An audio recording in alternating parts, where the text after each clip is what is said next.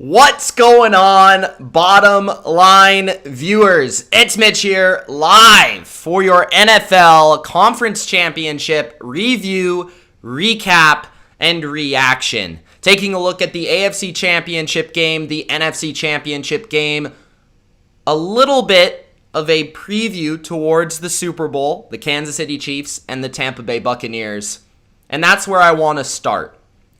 Congratulations to Kansas City Chief fans. Congratulations to Tampa Bay Buccaneer fans, especially those of you who have been with that franchise, with that fan base and that team for an extended period of time. You're not just a bandwagon fan, you've been with that team for a long time. This is an NFL channel that is based around the fan bases. That's why I make these videos, for the NFL fans. And I want to congratulate you guys for making it to Super Bowl 55 that will be played in Tampa Bay. For you Buccaneer fans, what a special treat that the game will be played in Tampa Bay. I mean, that's just incredible. And I'm looking forward to watching this great game between two incredible quarterbacks. Some people are calling it the GOAT versus the baby GOAT. Patrick Mahomes versus Tom Brady, a showdown, another rematch of a playoffs that was full of rematches. So, I mean, what a better way to have the Super Bowl this year in a wild, different, unique NFL season to cap it all off with probably what's going to be the best hype, most anticipated Super Bowl of all time. I mean, this Super Bowl, guys, for as long as I've been alive, this Super Bowl is going to feature maybe the best hype of any sporting event ever. Like, I think the ratings for this game are going to be better than any previous Super Bowl. It's going to be through the roof. We are talking about the game's brightest young star versus the game's greatest player. We are talking about a team that if they win, that is back-to-back, the first time since Tom Brady's team went back-to-back. We're talking about a team at home in the Super Bowl. There is just incredible storylines to this matchup. The Chiefs, the Buccaneers, man. This game I'm excited for. It was the game that I wanted, truthfully. You know, I predicted before the year the Bills versus the Bucs. I was right on one conference. I was wrong on the other. Congratulations to those that were correct on their prediction. I know there were a few of you out there that believed in the Bucs enough to get to the Super Bowl. Of course, the Chiefs were the favorite to get there all along, and they did. And that is something to behold in itself. A lot of teams that are favorites don't often make it there. So congratulations to you guys who predicted it. And as much as I predicted the Bills and I stuck with my prediction, and even last week, I picked the Bills because I wanted that to come true. I thought it was going to come true. And it didn't. But all along, you know, just from an NFL standpoint, this game is the best we can get. These are the two best teams in the NFL. They have the two best rosters, arguably, in the NFL. Two of the best quarterbacks. Just all around fantastic teams. We're going to have a fantastic, awesome Super Bowl no matter who wins it. And we're going to preview it for the next 2 weeks. But in this video, I'm going to focus on what happened this past week. I'm going to focus on the NFC Championship. I'm going to focus on the AFC Championship. And we're going to take a look at those games, break them down, what happened in those games, what happened to Aaron Rodgers in Green Bay versus Tampa Bay, how come they weren't able to come out the winners. A lot of you predicted that to happen. It did not. What happened to Buffalo, you know, riding a high momentum? What happened there? Kansas City steamrolled them in the AFC Championship. We're going to talk about both those games as well as a couple of other things, including Matthew Stafford being on the block in Detroit, Phillip Rivers retiring. I'm going to give you my thoughts on that, as well as a new coach in the NFL. We got Sirianni being the new head coach of the Philadelphia Eagles and one of the biggest franchises in the NFL. A new name to throw into the mix. We're going to introduce you to him and what he can offer Philadelphia as well. Before I discuss each game and before I discuss everything that has happened over the past week and weekend in the NFL, make sure you do spike that like button, and don't forget to subscribe to the channel for more NFL videos just like this. Get in that comment section, guys. Let me know your thoughts on the Super Bowl matchup. If you're excited for it, how you feel about it. Bucks fans, let me know how you feel about it. Chiefs fans, let me know how you feel about it. NFL fans, guys, let me know how you feel about the Super Bowl. Are you excited? Who do you think's going to win? Maybe you don't got to give your prediction right now, but just let me know, because I'm excited for this game, man. It's the best. Like I just said, it is the best we could have honestly asked for. So, where I want to start today is I want to start with Phillip Rivers. I think that's where we should start, because Phillip Rivers, as you guys know, is a quarterback that is a part of, growing up my generation of QBs. That list is, of course, Tom Brady, Drew Brees, who just retired, or probably going to retire, Peyton Manning, who's already retired. You'd throw Aaron Rodgers in there, Big Ben Roethlisberger in there, Eli Manning, who has left the game, right? These guys that have been a part of my NFL fandom since since the beginning, since I can remember. Phillip Rivers has been that San Diego and LA Charger quarterback, finishing his final season with the Indianapolis Colts. And I've been asked a few times already, what do I think of Phillip Rivers? Do I believe that Phillip Rivers is a Hall of Famer? Do I believe that Phillip Rivers, should go to Canton one day? And all of that stuff. So I'm going to answer that question right now, because I did have to go into a little bit of research. Maybe I could do a more in-depth video on it, but over the course of his career, Phillip Rivers has been a very good quarterback, of course.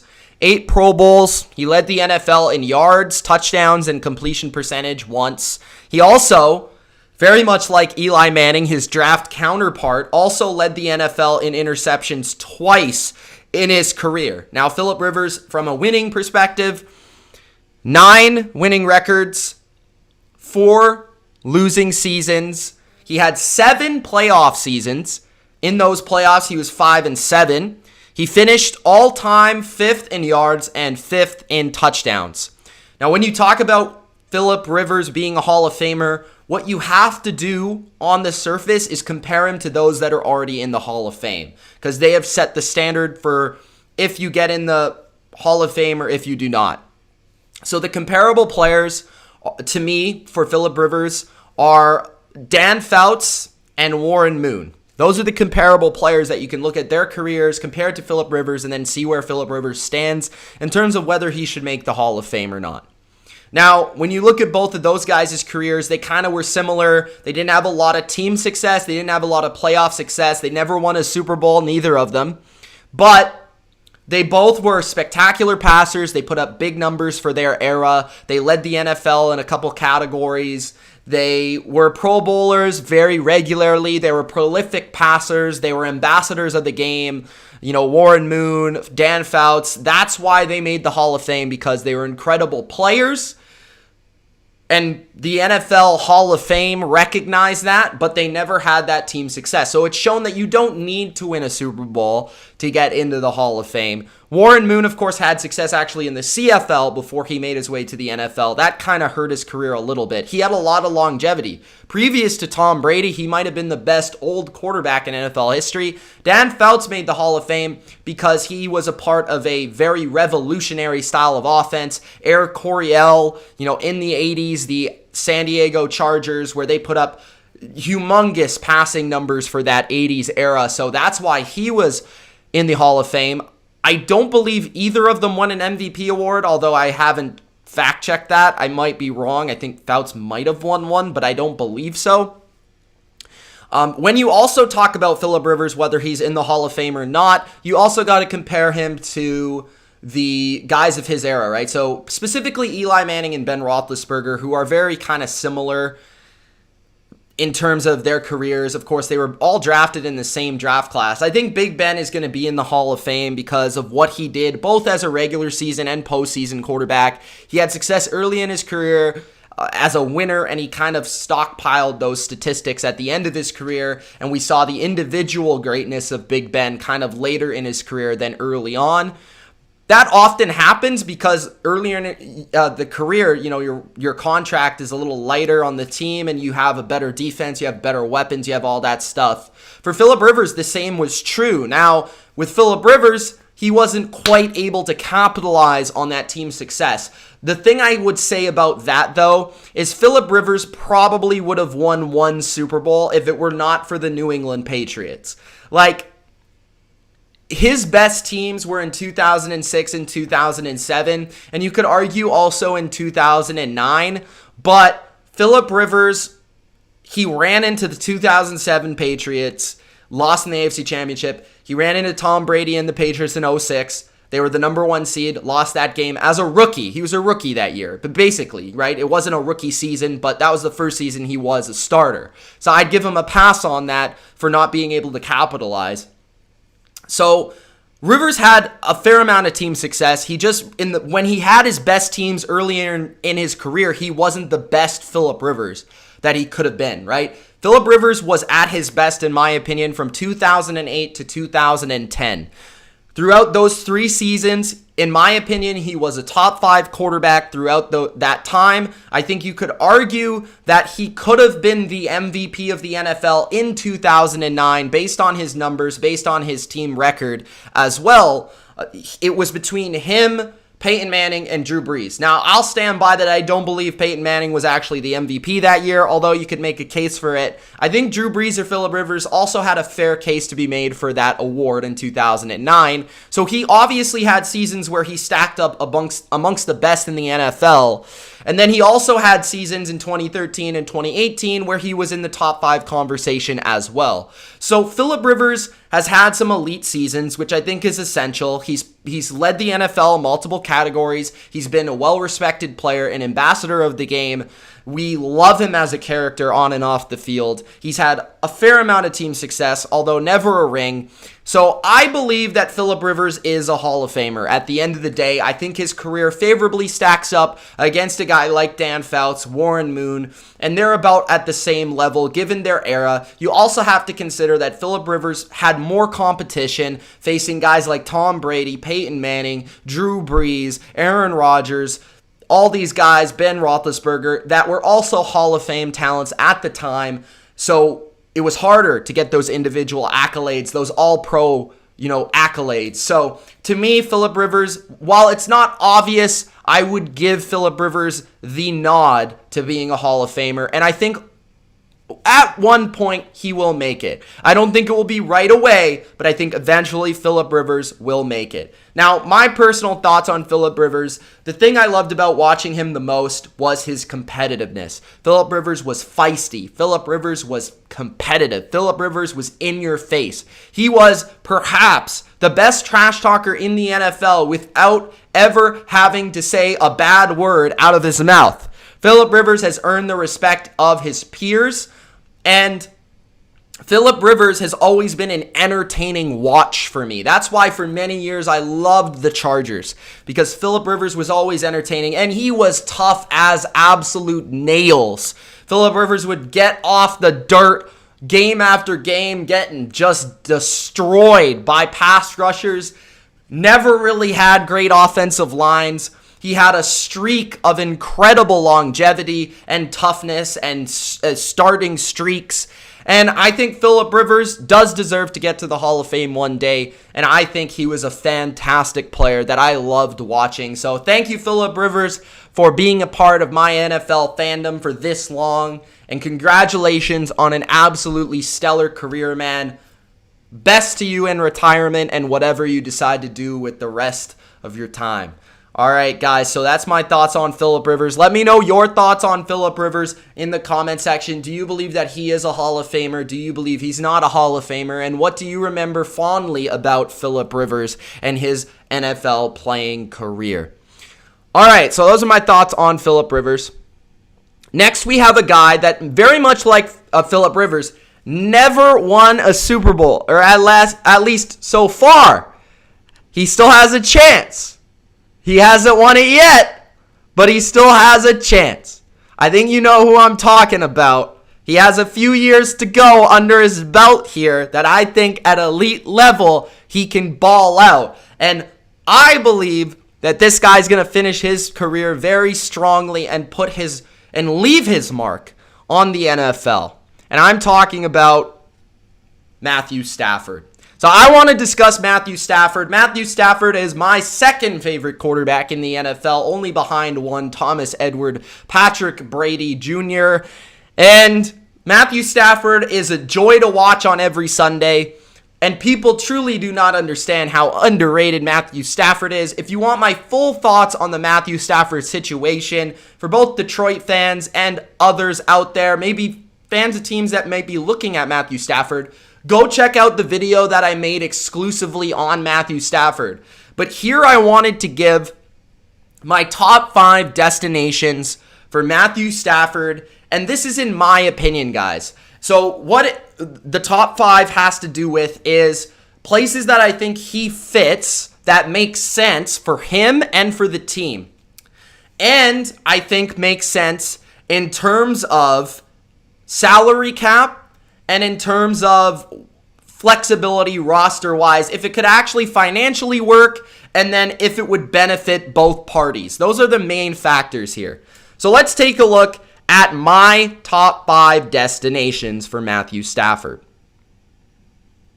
So my top 5 destinations for Matthew Stafford, let's start off with number 5, the LA Rams. Now I do have a couple honorable mentions. I'll get to those right after. The LA Rams are my number 5 because I believe they might be a little bit at the end of the straw. They might be a little frustrated with Jared Goff. Now, the problem with the Rams, the reason they're only number 5 is because I'm not sure about their cap situation. I think it would be probably a lot more difficult than the top 4 teams to be able to get Matthew Stafford because of their draft pick situation and because of their salary cap situation. But we've seen the Rams pull off crazy moves in the past, and I believe that they could probably figure it out if they wanted to. So if they truly want to move on from Jared Goff, which I think they should, if they want to win a Super Bowl, I think they should, but I don't know if they will. The Rams are at number 5 because I think Stafford fits that offense. I think he gives you more than Jared Goff as a passer while also adding a little bit more of a mobility factor. He's definitely a lot more just intelligent overall in game situations than a Jared Goff. He's an overall much better quarterback. And I think he'd actually bring a leadership edge and kind of more charisma to the position. I mean, I think a huge part of the Rams failing to win the Super Bowl over the last 3 to 4 years is that Jared Goff, I just don't believe in him as an overall franchise NFL quarterback. And Matthew Stafford, while you could point to his lack of playoff success, I could point to his comebacks and his consistent game-winning drives that would point towards him being able to overcome and helping his team win in crucial situations. That is a part of Stafford's game that would be an absolutely huge upgrade over the LA Rams and over Jared Goff for the LA Rams. At number 4, I have the Denver Broncos. I think the Broncos make a lot of sense. I think in terms of logistics, they're in the top 3. The Broncos have a very good defense with a defensive coach. They had many injuries on that side of the ball this year, so it wasn't really able to play out that way. But if they bring back some of their veterans next year, they'll have a top 10, maybe top 5 unit on that side of the ball. Offensively, they've surrounded Drew Lock with a ton of young talent. You're talking about Jerry Jeudy, who was, of course, maybe the number 1 receiver in last year's draft from a lot of experts out there. KJ Hamler, a speed burner. You got Noah Fant in the first round at tight end. A couple running backs I really like, Phillip Lindsay and Melvin Gordon. And this is a quarterback with the strong arm, one of the strongest in the NFL, that seems to be what John Elway likes in terms of a quarterback. So the missing piece, the Broncos remind me a little bit of the Tampa Bay Buccaneers last year. They were a team that was just missing a quarterback. And that, if Denver is able to add number 9, I think they would be a playoff team for sure. At number 3, I have the Patriots. Now, I don't think the Patriots are nearly as talented as the rest of the teams on this list, but what they offer is a lot of salary cap, and they offer the chance for Matthew Stafford to play in a Josh McDaniels offense and under Bill Belichick. Now, they already have some Lions ties there with Matt Patricia, and I'm not sure if that's a pro or a con, to be quite honest with you. But at least Patricia could give some information about Stafford to Bill that might work in his favor, as well as the fact that Patriots, more so than every other team on this list, have more flexibility roster-wise in terms of who they can add around Matthew Stafford than basically all these other teams. They could go out there and sign 1 or 2 receivers. They could sign a tight end. They could bring players to New England to put around Matthew Stafford, as well as being able to figure out the defensive side of the ball, of course, with Bill Belichick.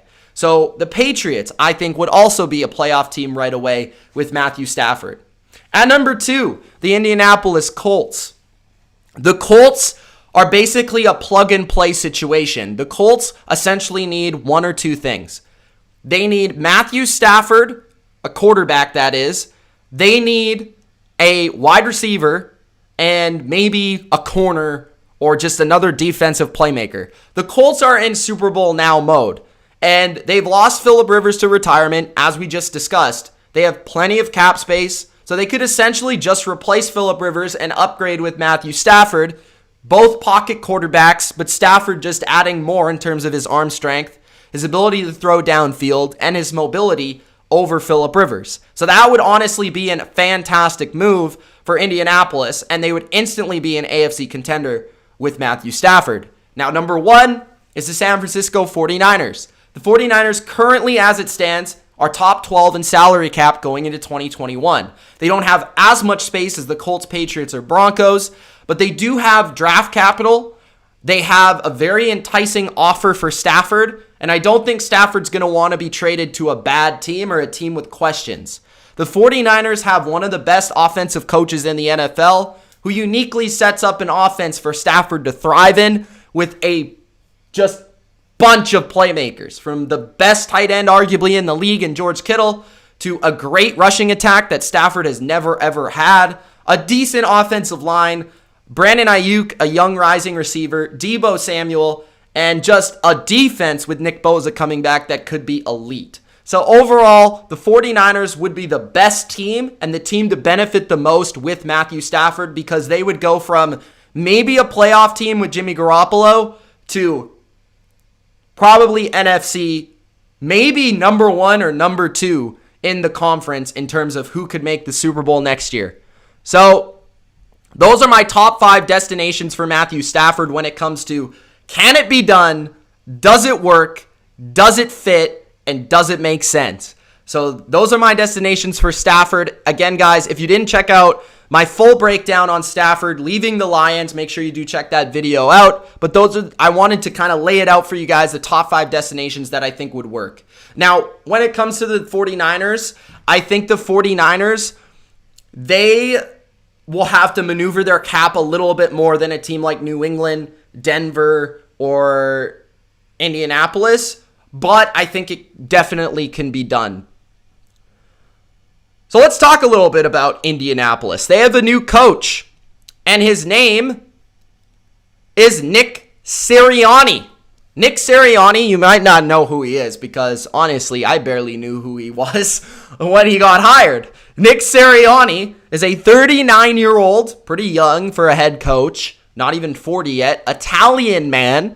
He is an offensive coordinator from the Indianapolis Colts from 2018 to 2020, and he's worked under Frank Reich for much of his career. Now, what I know about Sirianni from the videos, from his press conferences, and from research is that it seems like he's very charismatic, he's very energetic, he's young, he seems relatable to players, and he seems to bring that energy to his teams. He has plenty of experience with quarterbacks, with wide receivers, and was actually a wide receiver himself in college. In my opinion, Frank Reich is the one that got him this job. I think if Nick Sirianni were not connected to the Colts or Frank Reich, he would have never been up for this job. He would have never gotten hired for this Eagles head coaching job. That's not necessarily a slight towards him, but when you look at some of the candidates that the Eagles were looking at, like a Josh McDaniels, for example, I mean, it's not even really close in terms of accolades, in terms of NFL knowledge, intellect, experience, all of that stuff. Clearly, that's Josh McDaniels or one of the other candidates. But what I believe the Eagles liked about this guy right here, Nick Sirianni, is the Frank Reich connection, is the fact that Frank Reich has spoken highly of him in terms of his approach to offensive football, the way he sees the quarterback position, and the fact that Frank Reich has been the coach that's gotten the most out of a Carson Wentz. And it appears the Eagles are trying to force this Carson Wentz situation to work. Now, there are cons to this. I do think he's relatively inexperienced. He has never been a play caller before. And he does appear to be more of a puppet than a kind of architect of a culture. It appears that they wanted to hire somebody that was as close to Frank Reich as humanly possible while not hiring Frank Reich. So, while I think that Sirianni might be a smart guy, might approach this team well, I'm not exactly sure he was the best hire. I'm not exactly sure he was the best candidate. And while I feel like he might help Carson Wentz, he might help the offense, and I'm not going to rule it out because I don't know. Again, guys, I'll never say that I hate a hire. But to me, there were better options out there. Ultimately, though, it was the Eagles' decision to make, and they decided to go with the guy that they felt would be best for their quarterback. And they feel that's Nick Sirianni. So those are my thoughts on that hire. Let me know your thoughts in the comment section. And let's get to the games. Let's get to the recaps of the Packers and Bucks and the AFC Championship, the Bills and the Chiefs. So Packers and Bucks. Before I get to this recap, though, make sure you guys do Gronk spike that like button. And don't forget to subscribe, if you haven't already, to the channel for more NFL. All right. So, the NFC Championship, guys. The NFC Championship. This was an interesting game. So, I'll say this off the top. Everybody was picking Green Bay. Like, almost everybody on earth was picking the Green Bay Packers. And I picked Tampa, obviously. And I said it on the preview. I said it on Patreon. I said it in the Discord. I don't understand why everybody was picking the Packers. I honestly don't. When you looked at both teams, I get it. Green Bay, first seed. Green Bay, Lambeau Field. Green Bay at home. I don't really know why. Tampa dominated the first game, and Tampa Bay's clearly the more talented roster. It wasn't like Aaron Rodgers, while he was the MVP, it's not like you could say he was far and away the best quarterback. It's not like Jared Goff was playing him in this game, right? So, I just want to say I don't get it. I didn't get why people were picking the Packers. Like 95% of people were picking the Packers. It didn't feel like that type of matchup to me. It didn't feel like these two teams were just totally different. It didn't feel like the Packers were outright favorites in this game. So I'm going to say to you, those of you that picked the Packers, I think you are underestimating Tampa Bay. And I feel like going into the Super Bowl, I know already 99% of people are going to pick the Chiefs. And that's fine. The Chiefs are a better team than Green Bay. There is no way around it. There is no doubt about it. But stop underestimating Tampa Bay. Like, how many weeks in a row do we need to underestimate Tampa Bay, Tom Brady, this team, this coaching staff? It seems like every week this playoffs. I mean, there were at least 30% of people picking Washington to beat Tampa Bay. There were 60 to 70% of people picking New Orleans to beat Tampa Bay. And then there were 90% of people picking Green Bay. I actually looked at the ESPN expert picks. One ESPN expert picked Tampa Bay to beat the Packers. One. Okay? One. How many people on ESPN picked the Bills to beat the Chiefs? And while I picked the Bills, that was more to do with my previous selection of them. But how many, like, you compare the Bills facing the Super Bowl champions, 40% of people were picking the Bills. 10% of people were picking Tampa Bay. So that, to me, just speaks to how people have been disrespectful towards Tampa Bay the entire season. Like, it's an utter joke the way people have treated Tampa Bay. Like, they are not arguably the best all-around team in the NFL. You could say the Chiefs are the best team in the NFL, but the Bucs all around, the rankings, the stats don't lie. Tampa Bay has the best all-around team in the NFL. They're the only team in the NFL that had a top 5 offense and a top 5 defense this year. Like, are we just going to pretend that they didn't have that? And yes, they went through their issues, but we knew they were a different team after the bye, but people continue to not buy into it. So I just feel like when people are wrong, like, you got to own up to it. You got to accept it. You got to bring it up. Not enough people are talking about how wrong they were about Tampa. Tampa was up 28-10 in this game. And if I'm being honest, this game was only close because Tampa played bad, not because of Green Bay. We're going to talk about that here. Okay? Tom Brady has beaten 5 number 1 seeds on the road in the playoffs throughout his career. He adds another one to the list. Tom Brady and his teams have beaten 5 number 1 seeds on the road in the playoffs. Just for comparison, Joe Montana only beat 1 in his career. So a lot of people say, Tom Brady, he always had home games, or Tom Brady never beat anybody. But according to that stat, Tom Brady has beaten 5 teams that were better than his team on the road in the playoffs. So a pretty impressive list of teams as well.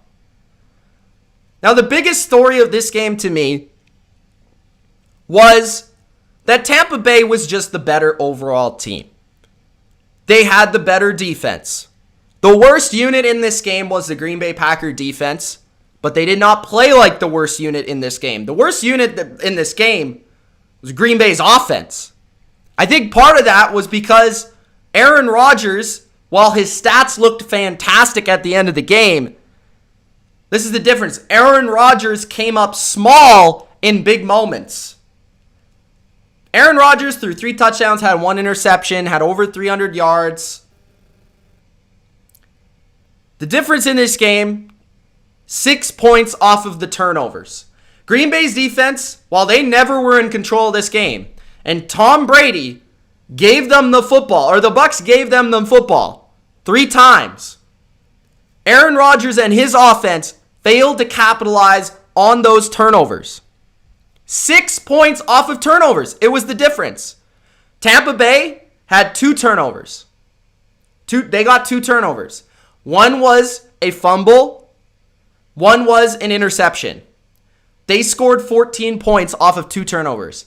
Green Bay and Aaron Rodgers scored 6. That was the difference in the game. It was the difference in the game versus the Saints. The Bucs forced turnovers versus Drew Brees and the Saints. Capitalized on those turnovers. Green Bay were lucky enough and fortunate enough to be kept in the game in the second half thanks to some turnovers, and Aaron Rodgers couldn't capitalize on them. It is as simple as that. Everybody is talking about the Matt LaFleur field goal decision. Let me tell you, Aaron Rodgers and this offense had 3 plays to score, okay? And not just 3 plays to score, but 3 plays to score on what? He had that 3rd down and 8 where he had a clear lane to scramble and he didn't take it. Why? So we're going to sit here and blame his coach for not going for it in a low percentage opportunity. It was 4th and goal at the 8. If you watch the game, the entire game, Tampa's defense dominated the red zone. It's part of the reason they won the game. Aaron Rodgers, again, came up small in big moments. He was not good in the red zone. He was 2 for 9 in the red zone. 2 for 9! You can't win in the playoffs when you're 2 for 9 in the red zone. I don't care what your stats say at the end of the game. It's about situational football. It's about situational success. We'll get into the Bucs defense in a little bit. The Packers offense failed to succeed when they were given the opportunity. They failed in the red zone a couple times. They failed on 3rd down when they were given the chance. This is why Tom Brady is the GOAT, okay? It's not, he didn't play that well in this game. He was amazing in the first half. I'll admit in the second half, not his shining moment, not his greatest moment ever, okay? But this is why Tom Brady is the GOAT. 5 for 7, 111 yards, 1 touchdown, and 16 yards per attempt on 3rd and 7 plus. The Tampa Bay Buccaneers faced 3rd and 7 plus countless times in this game. 7 to be exact. On those plays, Tom Brady converted 5 of them for over 100 yards and a touchdown. That was the difference in the game. As much as you want to say Aaron Rodgers didn't turn the ball over 3 times like Tom Brady did, Tom Brady overcame his bad mistakes because he was better on 3rd down and better in the red zone. Every time Tampa got to the red zone, they scored. Every time Tom Brady was on 3rd down, he made a play. He made a throw. And yes, it's team success, right? The offensive line's got to block. The receivers got to get open. They got to make catches. But hey, let's not act like the Bucs receivers didn't drop the ball. Let's not act like Leonard Fournette missed a block for Brady to throw an interception. Let's not act like that didn't happen. So sure, did Tampa's edge rushers, Shaq Barrett and JPP, dominate the game? Yes, they did. They had 5 sacks of Aaron Rodgers in the game. But sacks aren't going to show up in the box score the way that interceptions do. So we're going to accept that Aaron Rodgers, just because he didn't throw the same amount of interceptions, he was sacked 5 times in crucial moments on crucial plays. You can't take those negative plays all the time. And I get it, your offensive line lost a game. You can avoid sacks too. You can run out of sacks. You can throw out of sacks. You can throw incomplete passes. You can just not lose the game on those plays. And just because one guy threw 3 picks, which 2 of them were not his fault, by the way, we're going to act like the other guy played better when he lost the game and didn't convert in the clutch situations. Like, that's the crazy part to me. If Tom Brady lost this game, everybody would be talking about how Tom Brady failed. Aaron Rodgers failed in this game. I'm sorry. He had everything going his way. He had home field. He was favored. He had the best receiver supposedly in the NFL, which I said was wrong the whole time, and we'll talk about that later. Everybody said the Packers were going to win, so why didn't they win? Why are we allowing Aaron Rodgers to get away with this? Everybody's making up excuses for Aaron Rodgers. Here's the thing that I also don't understand. If you guys watch the game closely, again, I brought up 3rd and 7 plus. The Bucs were in 3rd and 7 plus the whole game because their first and second down play calling was atrocious. The Bucs never really had opportunities on 3rd down where they weren't in long, bad situations. Their play calling consistently put them in bad situations. And everybody is looking at Matt LaFleur right now for not coaching a good offensive game. At least he set up manageable 3rd downs. At least he set up good drive starters, manageable, efficient 1st and 2nd down play calling. Aaron Rodgers never had to deal with these long situations because Matt LaFleur was allowing him to succeed on 1st and 2nd down. So Brady was actually at the disadvantage here and still outperformed Aaron Rodgers. Aaron Rodgers in his prime, Tom Brady 43 years old. So it's not all Aaron Rodgers' fault. I'm not trying to make it out that way. But for people to sit here and not put some blame on Aaron Rodgers and to say he played well. Okay, the stats say that. But when you really watch the game, did he do enough in those key moments when he was given the chance that determined the ball game? Did he do enough to win?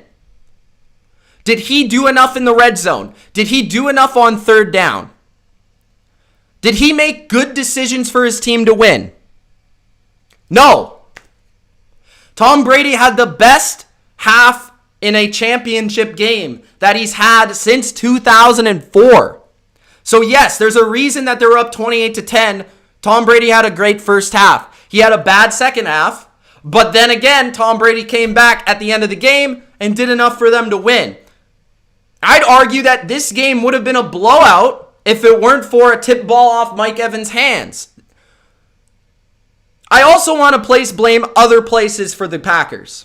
But I don't want to make it out to be that the Packers deserve all this blame because I'm telling you the Bucs were simply just better. I told you that before the game. I told you that during the season. I told you that when they beat them 38-10 in week 6. I guess nobody believed me. So I deserve to go off here because nobody believed me. But there's other places to blame. First off, Mike Pettin. What are you doing? Okay? At the end of the half, Tom Brady hits a great pass to Scotty Miller. Scotty Miller streaking down the left sideline for a touchdown. Scotty Miller, awesome. How many times have we seen that this year? You know, Tom Brady deep down the field, Scotty Miller touchdown. How many times have we seen that? Mike Pettin with 8 seconds left? We know they're not kicking a field goal. Brady's on the field. We know that they probably are just going to launch a Hail Mary because they don't have a timeout. So they have to rather get out of bounds in 8 seconds or they're going to go to the end zone. So why not just allow them to complete a pass underneath and say, okay, Ryan Suckup, attempt a long field goal at Lambeau Field. Instead of, we're going to put our slow cornerback, Kevin King, who he's getting torched right now by the media. I don't think he deserves all the blame because he made a fair share of good plays. He didn't play great. Don't get me wrong. He didn't play great. He let up 2 touchdowns in the game. He made a fair share of bad plays, but he also made a fair share of good plays in the game. But Kevin King, I think this is coaching, right? This is players, not plays. You can't just look at a chalkboard and say, okay, we're going to run this defense, but they never took into account that the guy on offense runs a 4-3 and the guy on defense runs a 4-5. Like, if both of them are streaking to the end zone and you have Kevin King in awkward position one-on-one with Scotty Miller, more often than not, Scotty Miller's going to run by Kevin King and score a touchdown. So at the moment, I freaked out, and I was excited because the Bucs were winning. It was a huge play in the game. It was a huge momentum, just unreal. But how can you allow that to happen if you're Mike Pettin? How can you send that defense out there with Kevin King on a guy that runs 4-3? I don't get it. That's bad coaching. That's bad coaching to me. I brought up the field goal decision. Honestly, I don't think that is the worst decision I've seen. I've seen worse decisions in these playoffs alone. to punt the ball, to kick, or to go for it, to go for the 2. I've seen worse decisions in these playoffs. Because the Packers still had 4 timeouts, 3 timeouts, and the 2-minute warning. They had a chance to stop Tom Brady and the Bucs, and they were stopping them in the second half. They made a fair share of plays. It's not like they weren't playing good defense. So I'm not going to get crazy about that. Would I have gone for it? Yes. But I don't think it was egregious considering Aaron Rodgers sucked in the red zone. Again, 2 for 9. And they didn't have the momentum. They couldn't block long enough to give Aaron Rodgers the opportunity to complete an 8-yard pass. So every successful pass for Rodgers nearly was short. They were failing in the red zone. They weren't making plays. So kick the field goal there. I get it. Situationally, at the moment, it does kind of make sense. Because you're expecting your defense to make a play. They were stopping the run very well. You expected Arians to come out and run the ball, Leftwich to run the ball. And Brady to Evans, they made that play. They just made more plays at the end of the game. Is it difficult to give the ball back to Tom Brady? Yes. But to be honest, your defense was playing better than your offense in that half. So, I get that it was a tough decision. I get that you were stuck in kind of a tough decision. Again, I would have gone for it. Because I think if you don't get it, which I don't think they would have got it, but if you don't get it, you still put the Bucs in deep in their own end within, at the 10-yard line, at the 8-yard line. So they still got to drive the length of the field in order to get into position to kick a field goal or to punt it deep into your end. They got to make multiple first downs. And then if you do stop them and you do punt there, then you're getting good field position yourself. So I would have gone for it. But I understand that it was a difficult decision to make. So I'm not going to say that was stupidity. I told you guys that Shaq Barrett and JPP would be the difference in this game. They were, and I believe they'll have to be the difference in the Super Bowl as well. We'll get into that in a little bit later on in the show. But I want to credit them. I want to put a spotlight on them because they dominated. They needed to dominate this game to become the winners, especially at the end when Brady was throwing those picks, when the Bucs were moving the ball but just giving it to the other team. JPP and Shaq, Vita Vea, Ndamukong Suh, this defensive line said, this is our game, we're going to win it, and they did. They put enough pressure on Rodgers to make him nervous, make him throw some bad passes, get some sacks. Every time Brady threw an interception, they came back and responded with a sack. Whether it was Shaq or JPP, they responded, so credit them. What else do I got to say about this game? I've been thinking about it all last night, this morning. I feel like that the field position was a big factor. Field position was a big factor in the game. I thought Jaden Mickens probably played his best game of the year, the returner for the Tampa Bay Bucs. The Bucs haven't really been a great returning team this year, but I felt like he played a really good game. He had a couple kick returns where they set it up at the 40, 50-yard line. I thought the Bucs, surprisingly, because they rarely do, they surprisingly won the field position battle as well in this game on special teams that I thought was big. I came into the game expecting the Packers to surge early on. I expected the Packers to take the lead early in the game because that is where the Packers are their best. The first quarter, the second quarter, the first half. But the Bucs were the hotter team. They made more plays in the first half. They were by far the better team in the first half, and that took me by surprise. And I knew that if the Bucs were going to get the lead, they weren't going to let it go. Because they were in position. Aaron Rodgers, again, how many comebacks does Aaron Rodgers have? Every time Aaron Rodgers is faced with adversity, and this is why, again, I will never take these comparisons, Aaron Rodgers and Tom Brady. I'm done with it. I'm done with it. Never bring it up to me again. Please do not. It's not even a comparison. It's not even debatable. Okay? Aaron Rodgers simply doesn't overcome adversity ever. I have never seen in a big game Aaron Rodgers come back and win. I've never seen it. I've seen 4 NFC championship games where he's losing and failed to come back. His teams have never come back. And those are things that you don't see on the box score. You don't see how a quarterback and a quarterback leads a team. You don't see how a quarterback inspires his team. You don't see those intangible things. But that to me is the difference between Brady and Rodgers. Rodgers is more talented than Brady. But Brady's the better quarterback. Brady is the better player. Point blank, period. Because he is the better leader. He is mentally tougher. Aaron Rodgers is the best NFL player I've ever seen that is mentally weak. Every time I watch Aaron Rodgers, I expect him to do more in big situations.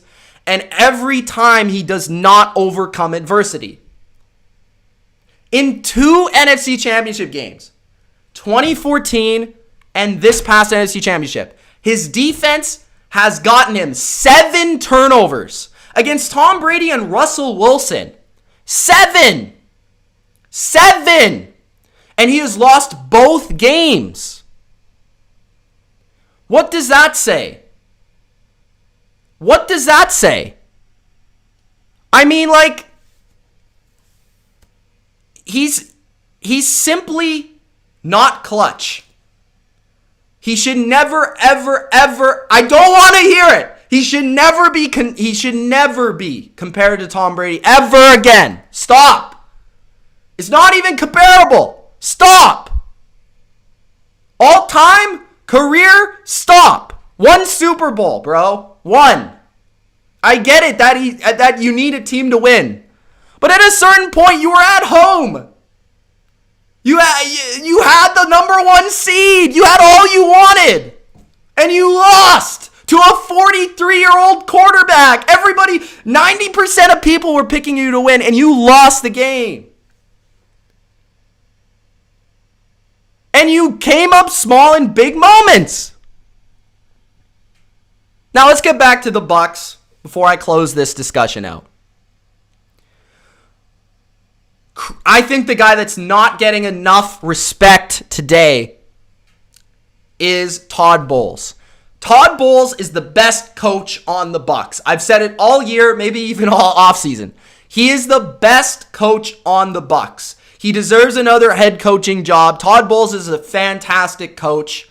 I hope he has a great game plan for the Super Bowl. He's going to need it. His players play hard for him. He has done a great job with a very young secondary. They have grown underneath him just a ton. Todd Bowles, he knew what he needed to do in this game. He trusted his front four, and they did it. They got after it. He did enough on that side. And he truly is coaching one of the best defenses in the league right now. He deserves more respect than he's getting. Another guy that deserves some credit that isn't getting enough, in my opinion, is Chris Godwin. Chris Godwin had a great game. Chris Godwin has not had the best playoffs this year, but Chris Godwin made a number of clutch plays in this game that I thought were absolutely key to them winning, and I have not heard enough about Chris Godwin, so credit to Chris Godwin. Again, with Todd Bowles, he didn't have both of his safeties in the game. And they still figured out a way. Whitehead went down after forcing 2 fumbles in the game. And he figured it out. The defense still was able to make plays. So credit to Todd Bowles and Chris Godwin, 2 guys that aren't being talked enough about. Overall, guys, the Tampa Bay Buccaneers are the first team to score 30-plus points in 3 straight road playoff games. They join a group of road wildcard teams that has an opportunity to win the Super Bowl. The last 3 that have gotten this far have won the Super Bowl. And they, again, I'll say it again. I thought they were the better team. They were the better team. They never gave up the lead in this game. They were the better defense. They made enough plays on offense without having their best effort from their quarterback. and deserve to be in the Super Bowl 100%. So congratulations to Tampa Bay. You are advancing to the Super Bowl to be the first team ever. It's becoming a cliche at this point, but the first team ever to play a home Super Bowl game. This game should have been 40-20. Tampa needs to play better in terms of protecting that ball. Brady needs to play better. This offense needs to play better. Next game, they need to cut down on those turnovers versus Kansas City because Kansas City's better than Green Bay. But this time you'll have the luxury of playing it at home. Congratulations to Tampa. You're moving on. And I'm happy because I called it. Let's go. All right, let's take a quick break. Let's talk to the people in the comments. I know some people are mad, some people are happy, some people agree, some people disagree. So let me know in the comments what you guys thought about the NFC Championship. I thought it was the more exciting of the two games, a fun game, and I think the better team won. So let's talk about it.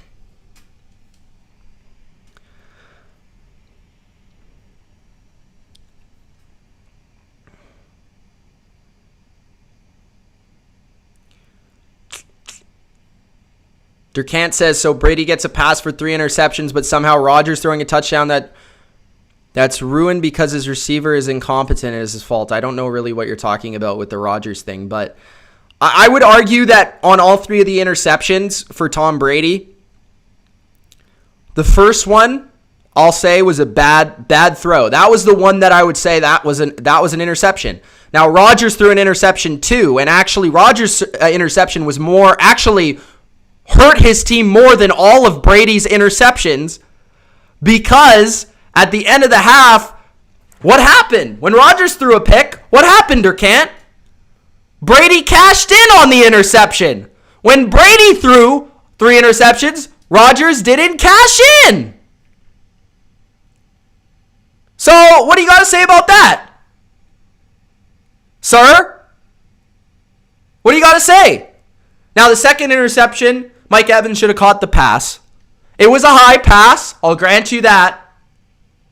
But Evans, it's Mike Evans. He's 6'5". He's one of the best receivers in the NFL. He's got to catch it. Third interception, that was basically a punt. It was 3rd and 2. Leonard Fournette missed the block. Okay, so Brady chucked it up to Mike Evans, hoping he'd catch it. It was a bad pass. Evans actually blew by Alexander there. It was a bad pass, but it was directly hit in like a 1 second.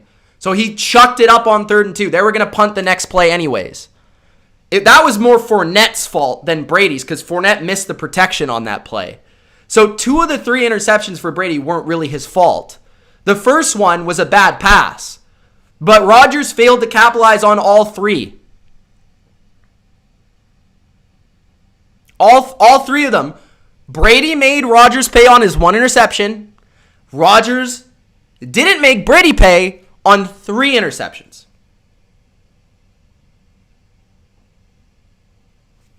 That's why I'm being critical of Rodgers and not as much on Brady. That's why.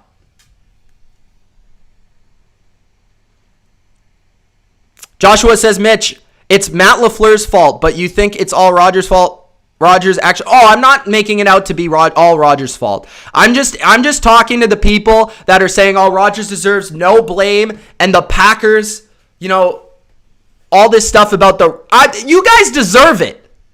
For the last 10 years, all I've heard is that Rodgers is better than Brady. I'm done with it, guys. I'll no longer hear it from you. I'm done. It was never a debate back then. It's not a debate now. Stop it. Brady's the greatest. Rodgers is not. He might be top 5, okay? He's not top 1.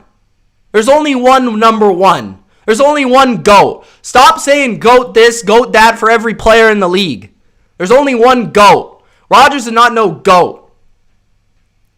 The guy Brady is playing in the Super Bowl is more of a GOAT than the guy he just beat.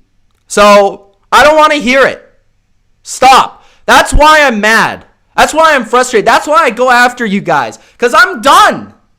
I don't want to hear it. How many times? Brady doesn't get these excuses. People tore apart Peyton Manning his whole career. You couldn't win the big game. Well, why does Rodgers get excuses? Because he's the best of all time. Because he throws the ball pretty. But the guy's got a weak mentality. The guy's never made a comeback. Never seen it. I've never seen it. So I'm sorry. Oh, he needs another receiver. His offensive line sucked. Matt LaFleur, who was... Everybody before the game said Matt LaFleur is better than Bruce Arians. Not one person on planet Earth said Matt LaFleur was worse than Bruce Arians before the game. Stop!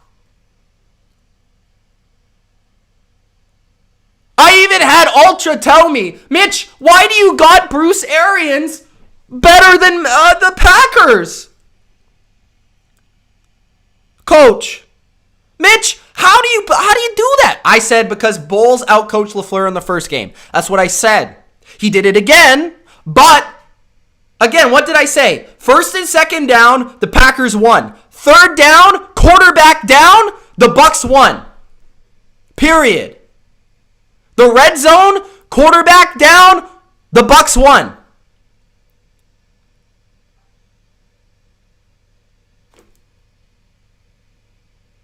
What do you want me to say?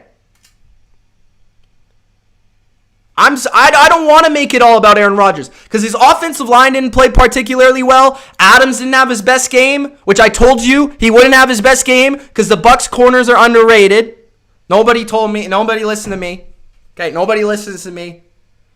Maybe you guys just listen to me and you understand what's going to happen in the game. I'm just trying to tell you.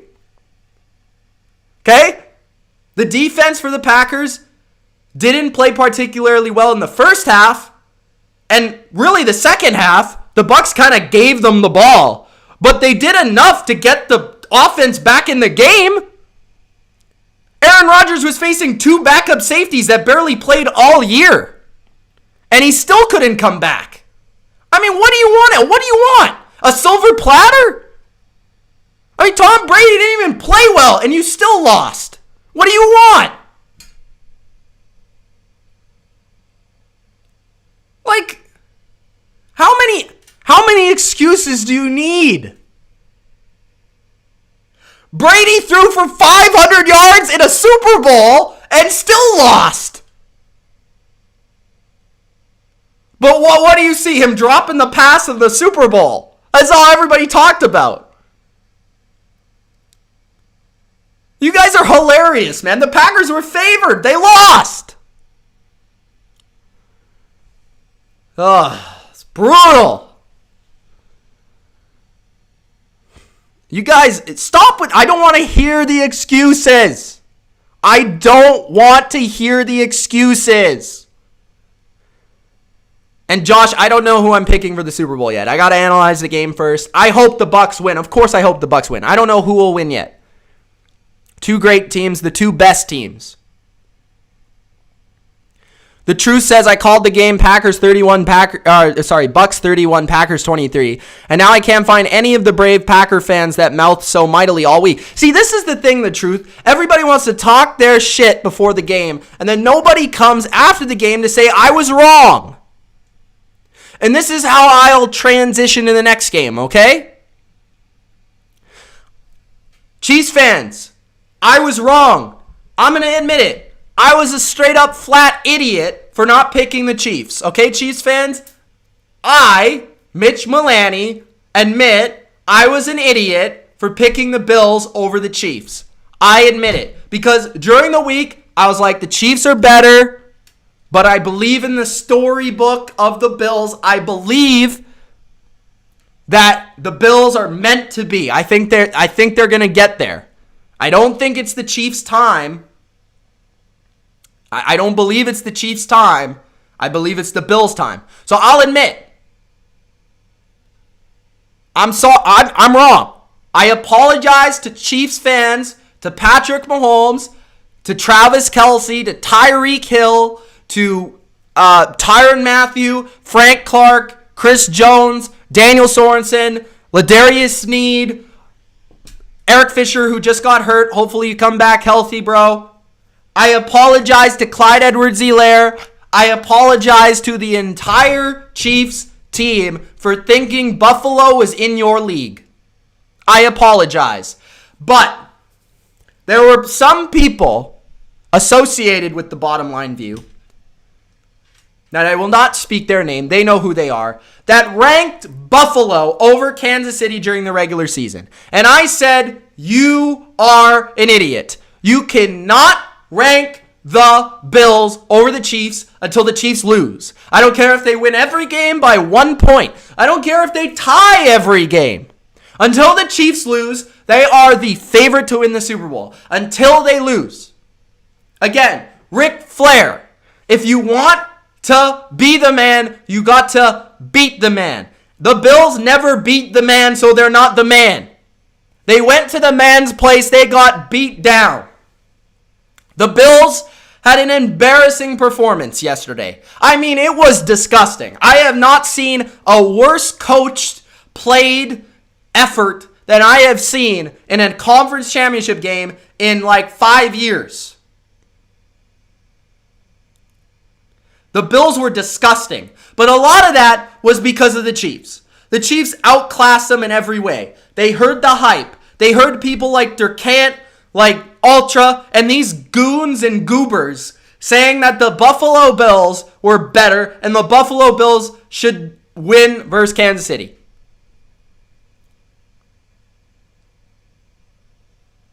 Nah. Patrick Mahomes says nah. Tyreek Hill said nah. Travis Kelce said, nah. Okay, I got to talk about this game because this game was just like, I don't even know what to say. I was expecting this game to be the better of the two games. Boy, was I wrong. Despite that, by the way, this game drew me better ratings than the other game. Chiefs and Bills. Now, I want to say something. And don't jump on me until I explain. Kansas City, Patrick Mahomes didn't even play well in this game. And they beat the Bills down. Like, yeah, Patrick Mahomes made a few nice throws. I'm not going to say he didn't, okay? But is this like a top 10 Patrick Mahomes game? No. Like, he was okay. Like, he was fine.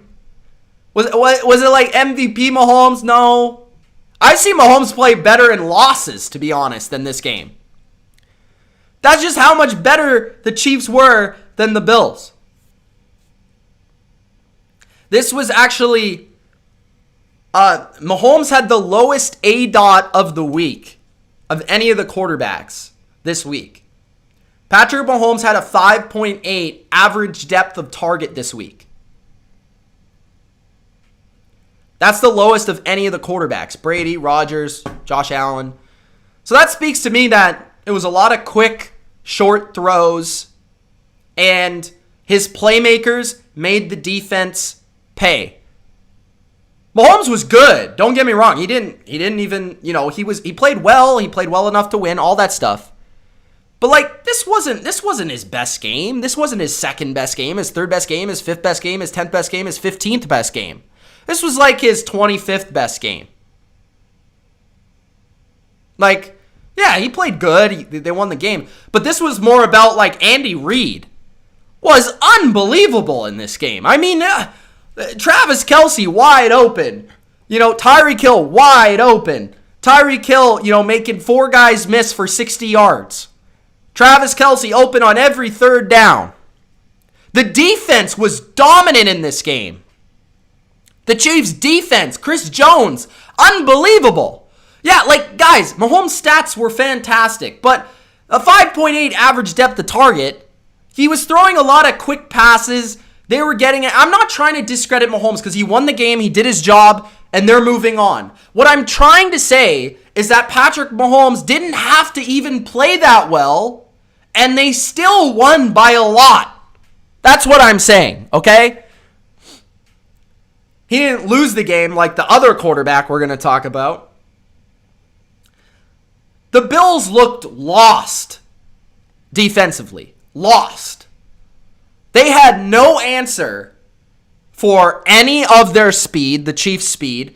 They had no answer for either of their top playmakers, Tyreek Hill and Travis Kelce. No answer. This was a disgusting game plan by Sean McDermott and his defense. Travis Kelce and Tyreek Hill had 26 targets in this game. 26. And they caught 22 passes. How do you let Travis Kelce and Tyreek Hill catch 22 passes? The next best guy had like 2 catches.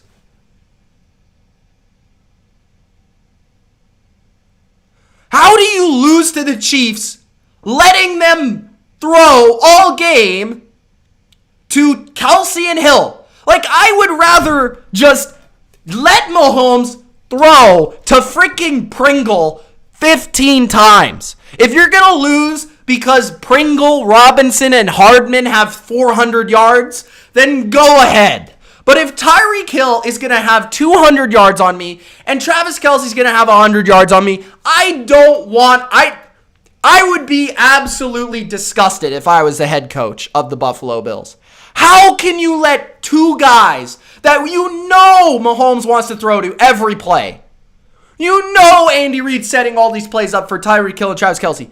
How can you let those guys dominate the game? How can you let those guys win the game? That is just terrible coaching, guys. Tre'Davious White got absolutely brutalized by Tyreek Hill. I mean, Tyreek Hill. If you guys, I don't know what to tell you. If you guys don't think Tyreek Hill's the best receiver in the NFL, you must be on some sort of drug that I'm not aware of. Okay? Tyreek Hill is the best receiver, and it's not even relatively close. Like, how many times does he need to dominate, like, every big game he's ever played in? Make every key play from anywhere on the field. Literally, he scares defensive coordinators out of their boots. Tyreek Hill had 170 yards. What was it like? I don't even know. This might be the best duo, wide receiver, tight end duo like I've ever seen. It's insane. The combination is just ridiculous.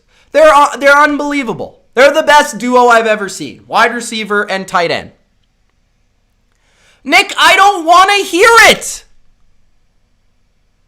Bro, Nick, all you're looking at, okay, if you think that Adams or Diggs are better, it's because you're just looking at stats. If you actually look at the game that you're watching, how can you not say Tyreek Hill is not the best? I mean, it's just like, stop. Patrick Mahomes had a 91.5 PFF grade. Fantastic. Josh Allen, my boy, Josh Allen, he stunk, bro. I can't say he didn't stink. Josh Allen, I'll say this. Carried his team this far, had an unbelievable season, but this was not a shining moment for Josh Allen. Josh Allen made plays in this game, don't get me wrong, and he was let down by a lot of players, okay? He was let down by his defense. He was let down by his wide receivers. He was let down by his offensive line especially. He was graded at a 56.5. But Josh Allen showed his immaturity in this game. And what I mean is not from a personal perspective, not as a person. Josh Allen seems like a great guy, seems like a smart guy, seems like a guy that I'd want to hang out with, okay? We're the same age. But Josh Allen clearly was outclassed by Patrick Mahomes in terms of experience, in terms of game knowledge, in terms of overall just the way they see a defense. I mean, Josh Allen was taken off guard by blitz after blitz. He took sacks that were just terrible to take. I mean, his situational awareness was bad. There's no bigger Josh Allen supporter than me. He did not play well enough to win this game. And the Bills, their offense struggled in the red zone. I said this game's going to come down to red zone efficiency. Josh Allen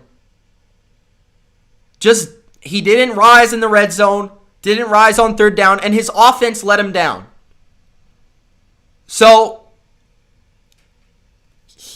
yes, he carried the team in a way, but he also hurt the team. So there's give and take there. I was extremely impressed with the coverage of Kansas City. I thought they were plastering these receivers. I mean, Stephon Diggs, the best receiver, give me a break, bro. Give me a break. Tyreek Hill goes off on the other side versus Tre'Davious White, and Stephon Diggs can't separate versus the Chiefs corners? Come on, man. It's the playoffs.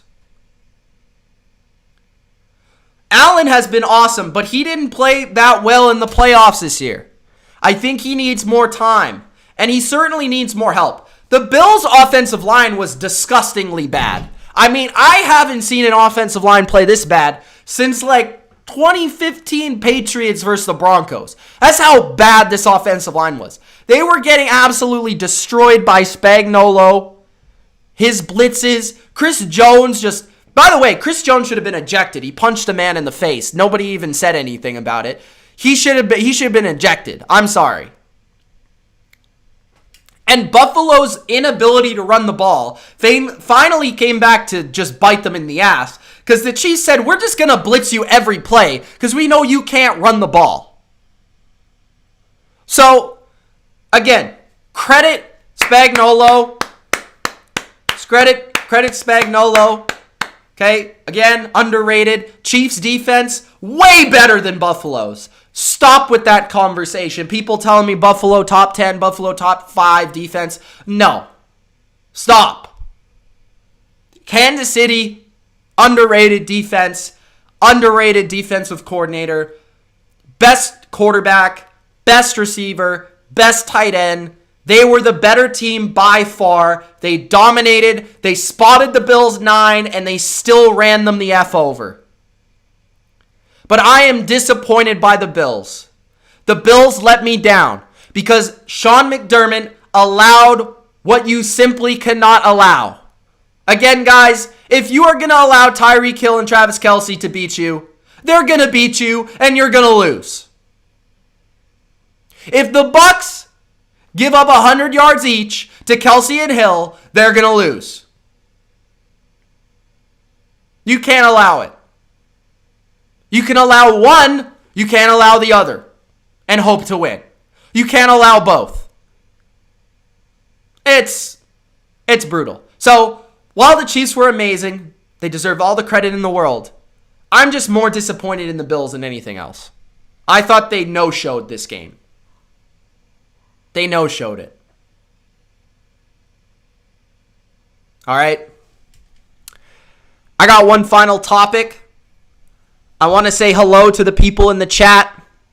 What's going on, guys? If you haven't already, make sure you do Gronk spike that like button. Don't forget to subscribe to the channel if you haven't already for more NFL. All right. Let's get to the final topic tonight, which is the Super Bowl matchups.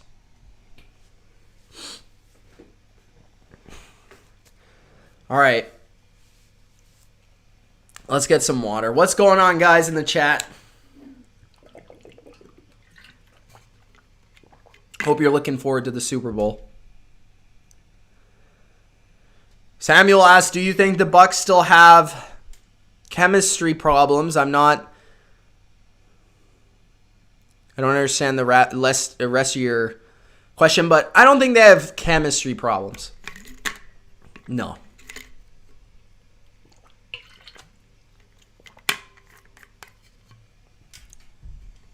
Sing as the Bucks.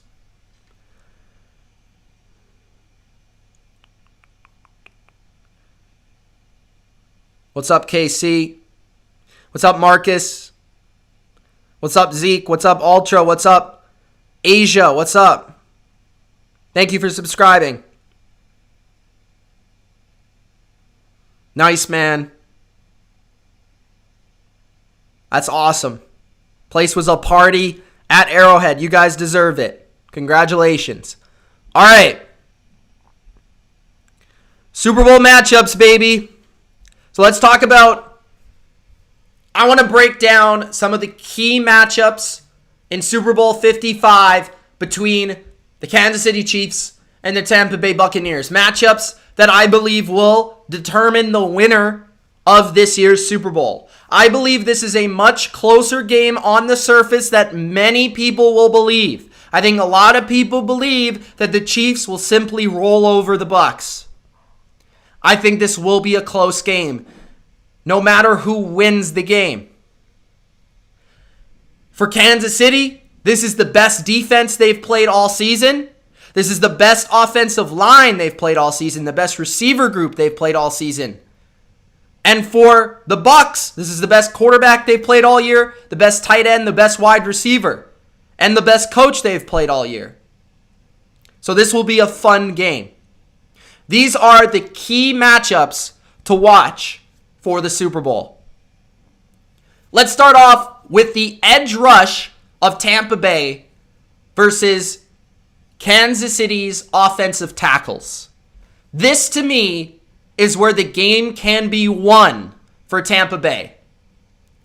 I believe that if Tampa Bay is going to win the Super Bowl this year, and in this game, they are going to need to create pressure and get after Patrick Mahomes with limited blitzing. And that starts with how they got pressure after Aaron Rodgers in the NFC Championship game. They're going to have Shaq Barrett and Jason Pierre-Paul dominate once again. And they have the opportunity to do so in this game because now Eric Fisher, likely to be out for the Super Bowl, Mitchell Schwartz, likely to be out for the Super Bowl, both starting tackles for Kansas City. If these guys, their backups, don't perform and protect Mahomes and give him enough time to strike down the field, I don't care the advantage that you have at wide receiver, tight end versus the secondary, you will struggle on offense. Trust me, I've seen it before. The 2007 Patriots versus the 2007 Giants, that's the way they lost.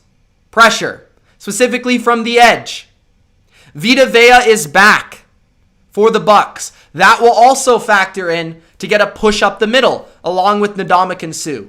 So if Tampa Bay is going to win, it doesn't necessarily mean sacks, but pressure, constant duress, making Mahomes throw inaccurately from time to time, getting a key sack, getting a key stop, batting down a pass, getting a strip fumble, maybe tipping the ball and causing an interception. JPP and Shaq Barrett is the best edge duo that the Chiefs have seen. And that could cause problems. We saw last year that, Nick Bosa was a problem.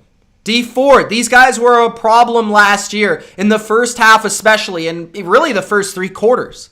But they weren't able to close that out. But this time, you play, in my opinion, a more well-rounded team than you did last year in San Francisco. So that, to me, is the number one matchup to watch. Those backup tackles of Kansas City taking on those edge rushers of Tampa Bay. If Tampa wins, it's because those guys have a key role in the game. The second matchup to watch is on the opposite front seven. That is Chris Jones, one of the best interior defensive linemen in the NFL, versus Ali Marpet, Ryan Jensen, and the interior offensive line of the Bucs. Now, in the first game, Tom Brady was under a lot of pressure from Kansas City. They sent a lot of blitzes at Tom Brady, and that was before the bye. Remember, Tampa Bay wasn't quite used to picking up these blitzes from other teams. They were struggling at that point offensively with their hot reads. They've gotten a lot better at that as of late. They've improved in that area. I think Kansas City will send the odd blitz, more than the odd blitz. They'll send pressure after Tom Brady in this game. But Chris Jones is the key guy that you got to watch out for. And now it will be Chris Jones, who didn't have a sack in that first game. But trust me, in the Super Bowl, we saw that. I thought he was the MVP of last year's Super Bowl. If he wins this game, if the Chiefs win this game, it's because Chris Jones gets pressure in key spots, key third downs, key moments after Tom Brady. He causes a bad throw. He causes a sack. He causes a strip fumble. So while all the eyes will be on Shaq Barrett and JPP, it's just as important for the Bucs offensive line to protect Brady, especially up the middle. We know that middle pressure, everybody, it's a cliche. Everybody talks about it with Tom Brady, but it's a cliche because it's true.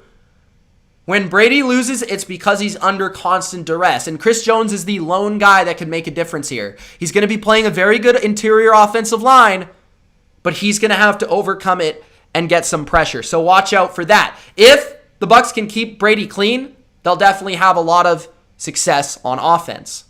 The next key matchup to me is the tight ends and the running backs. You can throw them in there as well for Tampa Bay versus Kansas City's linebackers. Kansas City, their biggest weakness on offense or on defense, Kansas City's biggest weakness on defense is their linebackers. They don't have a lot of speed. They don't got a lot of good coverage guys at linebacker. Cameron Brate has been a big key cog towards the success of the offense these playoffs for Tom Brady and the Bucs. Rob Gronkowski, we know, can contribute in key moments. And that is where even Dawson Knox had a pretty good game for Buffalo. I believe that, especially in the red zone and in short yardage, these guys, they can contribute with a couple big plays in key spots. That is going to be an area where Tampa Bay can attack this defense. In the middle, with their tight ends, with their running backs, Leonard Fournette has contributed as a receiver, even though he has the drops here and there. He makes a couple key grabs a game. Those guys are going to be key. And slowing them down, I think, will be key. Not just key in the receiving game, but also in the running game. Right? You're not playing the Bills, Kansas City fans, who don't run the ball. Rob Gronkowski, Cam Brate also involved as blockers. So those guys are going to be key in the running game as well. So look out for the middle of the field. Kansas City's linebackers, you could throw in their safeties there versus Rob Gronkowski, Cam Brate, Leonard Fournette, and Ronald Jones. Those guys are all key. Then you move towards the wide receivers of Tampa Bay versus the corners. And maybe Tyrann Mathieu you could throw in there too, of Kansas City. Kansas City, big reason they beat Buffalo and did spectacularly well on defense is because of their sticky man-to-man coverage. That's going to be crucial towards them winning this game. Now, Tampa had some success last game, not as much as they would have liked. I'm referring to the last matchup. We saw New Orleans have success defensively versus Tampa Bay this season with a good front four and some good cover guys in the back end playing a lot of two deep man coverage. I'd expect a lot of the same from Kansas City with the odd blitz here and there to get pressure after Tom Brady. The question is, can guys like Ward, Snead, Breeland, Fulton, can they step up? Antonio Brown should be back for this Super Bowl. Scotty Miller's made big plays. Mike Evans, expected to see a lot of Snead in this game. Godwin in the slot will be absolutely key because that might be where the Bucs have the biggest advantage. Those players, one-on-one, in man-to-man, that is going to be a huge matchup to watch. You then flip that to the other side of the field where you have Tyreek Hill, Sammy Watkins, probably in the Super Bowl, Demarcus Robinson, Pringle, Mecole Hardman. These guys taking on the corners who have had a great playoffs, a great showing. Carlton Davis, Jamel Dean, who didn't play in the first game. Sean Murphy-Bunting with 3 interceptions, 3 games in a row. Can they slow down Tyreek Hill this time? That's the reason they lost the first game. They let Tyreek Hill go off. They played a lot of dumb coverages, in my opinion. Now, I don't expect it to be Carlton Davis this time, one-on-one with Tyreek Hill. I'd expect Davis to maybe take a guy like Sammy Watkins in this game. I'd like to see Jamel Dean, the fastest of the Bucs corners, runs like a 4.3 with some safety help with Tyreek Hill. We know that the Bucs are a better defense when they do play man, and I actually think both defenses are going to play a fair share of man to disrupt the timing and to allow their pass rush to get there after the opposing quarterback. Now, the key thing with the Bucs is, while they may not have the advantage versus the Chiefs receivers, right? We know that they have an advantage up front. So those corners need to do well enough, especially underneath, to not allow quick throws and quick releases off the line. They need to be aggressive. They need to be in your face. They can't allow a lot of yak plays for Kansas City, where they've been very successful in the past. So that is a huge matchup to watch. And lastly, I would say maybe the biggest matchup in this entire game is who covers Travis Kelce, and what do the Bucs do with Travis Kelce, and with all the motion and all the speed that Kansas City offers. That is where a team like Tampa is uniquely built to slow down a team that is very horizontally sound, like Kansas City. They've got two of the fastest, best pursuit linebackers in the game. Devin White's made a name for himself. Levante David, all-pro caliber linebacker, one of the best in the game, if not the best in the game. These two key guys will be involved in slowing down the horizontal passing attack of Kansas City, the screen game, the run game, and Travis Kelce. I expect to see a lot of Levante David.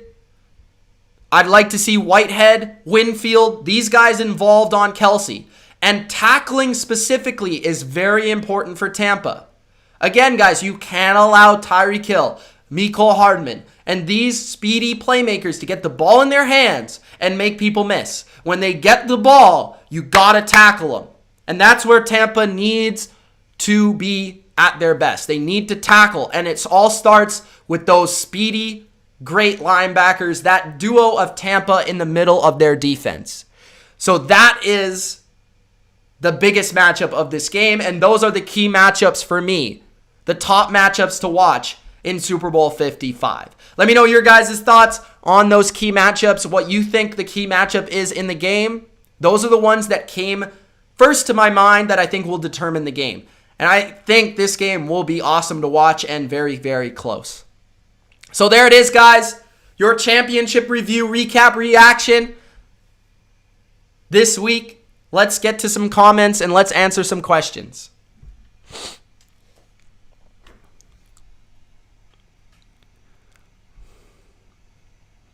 Asia has the Chiefs 45-38. Broken Robot says Tampa Bay will play their best game of the season. Mark my word. Tampa says, then you have to worry about Clyde Edwards-Helaire going off. Clyde hasn't really gone off all year except for one game versus the Bills. So he's not a huge part of their offense. I think if you let Clyde go off, I think that's probably better than letting Kelce or Hill going off. That's just my opinion. Bill Bond says, do you realize this was said last time? Not sure who you're talking to. Connor says, St. Brown is the best receiver. Don't at me. Nice catch he made on that 2-point conversion there, Connor. Steelers Nation says 35-31 Chiefs. Christopher says 37-31 Bucks. Truth says 31-28 Bucks.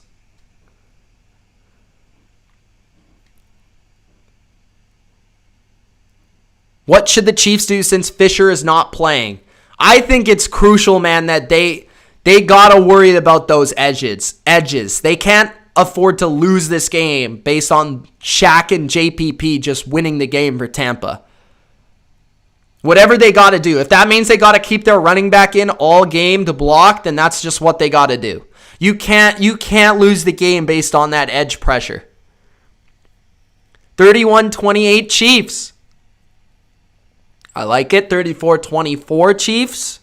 We got some good predictions here.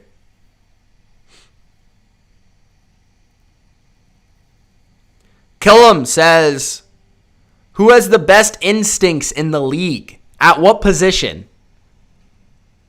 Zeke says, I'm getting flashbacks of 2002. Go Bucks. Ultra asks Mitch, are Tyreek and Kelsey the two best non-quarterback offensive players in the league? Maybe. Probably, actually. Christopher says Brady will hit a game-winning touchdown to AB because he missed the NFC title game. Hector says defense wins championships. Dash says I would think Mahomes has the best instincts. Chosen says if Vita Vea gets doubled, which they are, it would be a problem. Isaac says, I saw very little of the AFC Championship game. I was just depressed, man. I really, really wanted Green Bay to win. I don't know if Rodgers will make it to the Super Bowl again. I hope I'm wrong.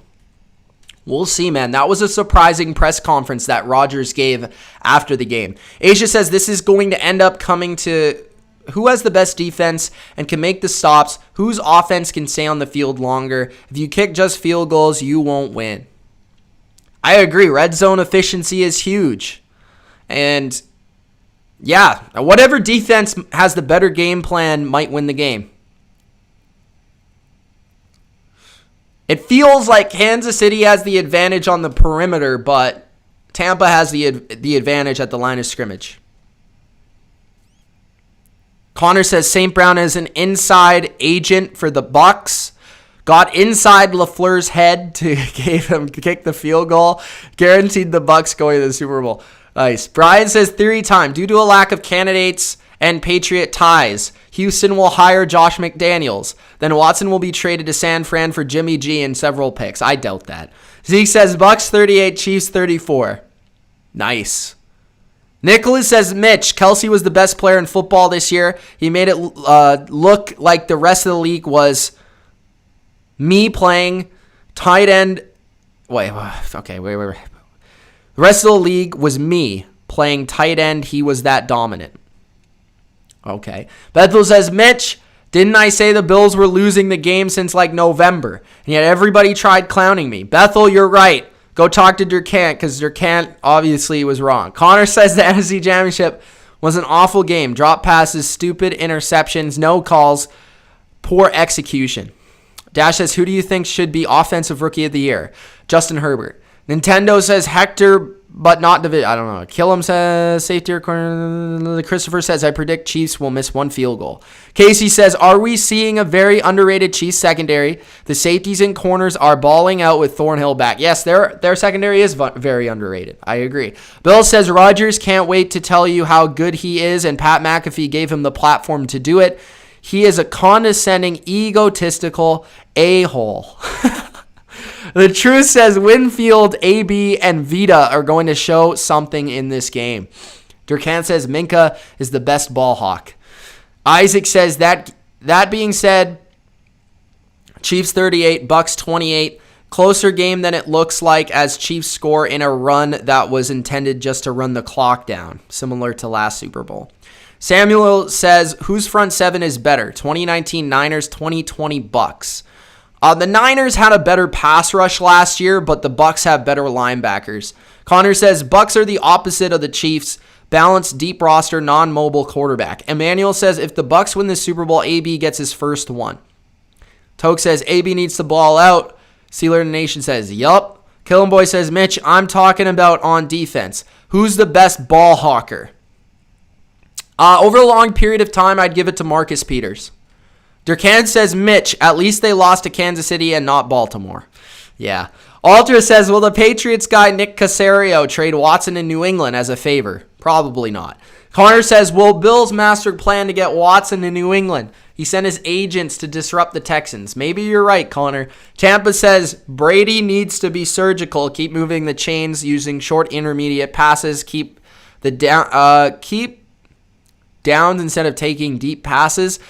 I think that's more up to the game plan than it is Brady, but we'll see what they implement. They got 2 weeks to work on it, so that's interesting. I think the fact that Brady is familiar with Spagnuolo's defense, and Spagnuolo's familiar with what works versus Brady. Is a very interesting matchup. So you got those 2 weeks. That's what always is so cool about the Super Bowl. You got extra time. Asia says, it seems like Brady is hard to get sacked. He makes it look easy. Yes, he is hard to get sacked because he releases the ball very fast. Ultra says, where is Lenny, Mitch? I don't know. Zeke says, it will be a humbling experience for the Patriots fans to watch the Bucs win TB12 his 7th. Nicholas, but Durkant says, Bethel, at least they proved they weren't better than KC. I would have rather had that than them beat the Browns and get blown out in the bowl. Dash says, do you think the Bucs rushing defense will make the Chiefs sufficiently one-dimensional?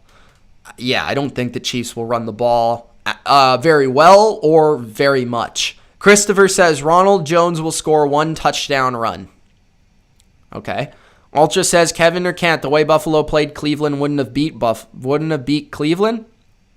Tampa says, remember Eric Fisher holded Nick Bosa, which resulted in Tyreek Hill Hail Mary. Yeah, they didn't call holdings in the last Super Bowl. That was a little weird, but they haven't really called holdings all year. Casey says, do we need Sammy after these playoffs? I'm looking Julio or AJ Green next year. Yeah, good luck with Julio. Maybe AJ Green. You could move on from Sammy Watkins, but I do think you guys still need a number 2 receiver. I think that is important. I think you guys are better with Sammy Watkins. Dash says, who do you think will be the Super Bowl MVP? I'm not going to answer that yet. The Truth says, Bucs O-line better than Kansas City's O-line, and that's the game. Broken says, the Bucs more hungry. Toke says, go Bucs, but no matter how much of a lead you get against Mahomes, he could still come back on you. Never take your foot off the gas. Marco says the Bucs were 7-5. Now they're in the Super Bowl. It has to be. Riding the hot streak. 7-game road winning streak. Pretty impressive. All right. All right, I think that's it, guys. If you enjoyed Gronk, spike that like button. Don't forget to subscribe to the channel for more Bottom Line View NFL analysis leading up to the Super Bowl and into the offseason. It's Mitch of the Bottom Line View. Thanks for watching. Peace.